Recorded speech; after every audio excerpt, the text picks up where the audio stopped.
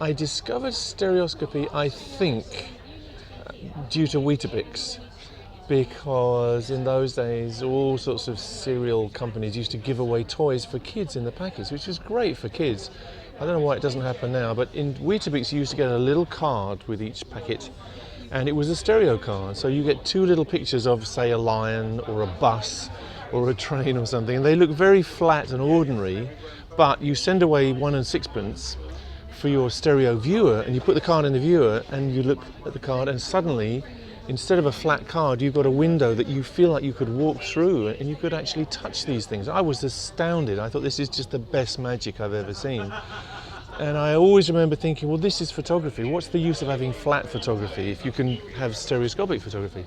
So I was hooked completely. And it's never left me. That kind of thrill of stereo photography has been with me all my life, and I still find it an absolute an excitement every time two little pictures that are flat turn into a stereoscopic world. I discovered pretty soon that stereo photography went back a very long way. In fact, it goes back to the very dawn of photography itself. And the principle was discovered by Charles Wheatstone in the 1840s, before there were the first photographs. So these photographs, these Diableries, I discovered in my teenage years, going to Portobello Market and looking for things, these mysterious cards framed in yellow mounts were of skeletons and devils doing mysterious things. I couldn't understand what it was about. Some of it was funny, some of it was a bit sinister. And I was hooked, and I spent the next 40 years looking for these cards all around the world. And eventually I was able to put a full set of the first 72 together. There's actually 180 of them in all, and I still don't have them all. We're missing 2 pictures, but the other 178 are in this book, and they're all restored by my own hand with a little help from friends sometimes. But my dream was to communicate these pictures to a new audience, to be a channel for these beautiful scenarios to be viewed in the 21st century as they should be viewed, in stereo, in proper 3D.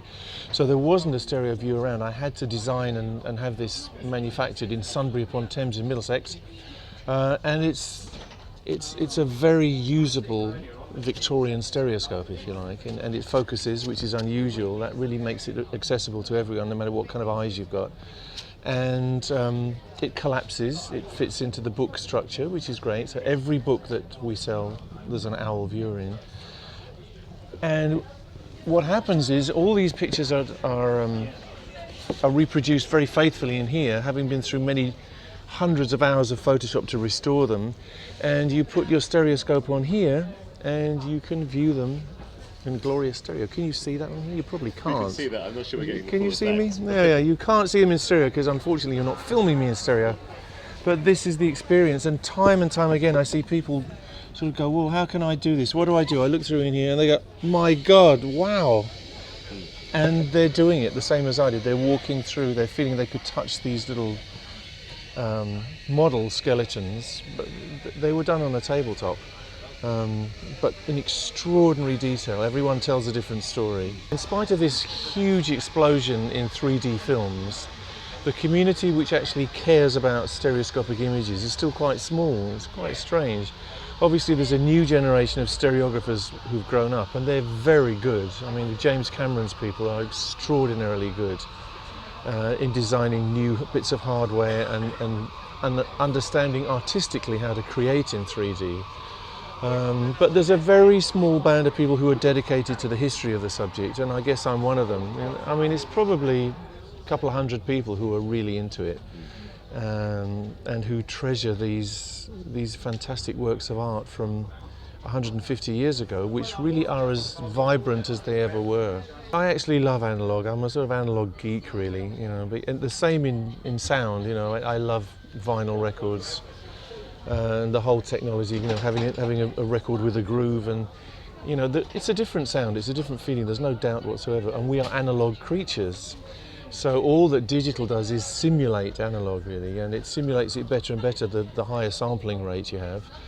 and then the greater number of bits you have, but it's never quite analog. So, I mean, I'm saying this, but this whole book was produced because of digital techniques applied to analog images, and it couldn't have been done otherwise. So there's a place for everything. But of course, once you print it back onto the page, you're back to analog, and this is an analog machine. And it's extraordinarily good. It's actually still the best way of viewing stereo pictures because you get no crosstalk. If you go and see a 3D movie, your brain is slightly struggling because your right eye is getting little bits of the left-hand image and vice versa. In this, no, you get total 100% separation and your brain is comfortable and you really feel like you're there. You feel like you're where the stereo camera was, experiencing this stuff firsthand. We're in a very grim situation, I think, in this country. There's so much spin being directed at us by the government to persuade us that they're great people and they're doing great things. I think we're in an appalling situation because more and more wildlife and animals in general are being treated as if they are worth nothing. And to me, that is totally the wrong way for humanity to be going. We should be understanding, we should be beginning to understand that human beings are not the only species on this planet and not necessarily the most important species on this planet. This is ancient sort of anthropocentrism.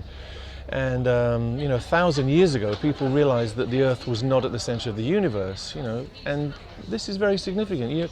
We think we are so important and we think we can just trash the whole planet. Global warming is only one part of it. We are trashing every other species, every other thinking animal on this planet. And to my mind, it's a tragedy. So yes, we fight.